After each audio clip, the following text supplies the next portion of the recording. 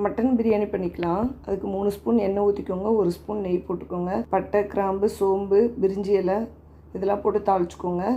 தாளிச்சிட்டு கருவேப்பிலை, வெங்காயம், அதுக்கு 3 ஸ்பூன் இஞ்சி பூண்டு பேஸ்ட்டு போட்டுக்கோங்க. போட்டதுக்கப்புறம் அது நல்லா வதங்கினதுக்கப்புறம் தக்காளியை அடித்து ஊற்றிக்கோங்க. வேணும்னா கட் பண்ணி கூட போட்டுக்கலாம். நாங்கள் இந்த மாதிரி அடித்து ஊற்றிக்கிறோம். நல்லா வதங்கினதுக்கப்புறம் மட்டனை போட்டுட்டு மட்டனுக்கு அப்புறம் 1 ஸ்பூன் மிளகாத்தூள், 2 ஸ்பூன் மல்லித்தூள் போட்டு அதை நல்லா கிண்டி விட்டுட்டு அது நல்லா வதங்கினதுக்கப்புறம் புதினாவை இந்த மாதிரி அடித்து இல்லைன்னா கட் பண்ணி போட்டுக்கோங்க. இல்லைன்னா மிக்சியில் ஒரு சுற்றி போட்டுக்கோங்க. போட்டுட்டு அதுக்கப்புறம் அதை நல்லா கிளறிட்டு அரிசியை போட்டுட்டு 1:1.25 தண்ணி ஊற்றினீங்கன்னா சரியாக இருக்கும். இது சீரக சம்பா ரைஸு. 1.25 தண்ணி ஊற்றி மூடி போட்டு அந்த ஆவி வர்ற வரைக்கும் விட்டுட்டு ஆவி வந்ததுக்கப்புறம் வெயிட் போட்டு சிம்மில் 10 மினிட்ஸ் வச்சிங்கன்னா ஆஃப் பண்ணிங்கன்னா இந்த மாதிரி பொடுன்னு பிரியாணி இருக்கும்.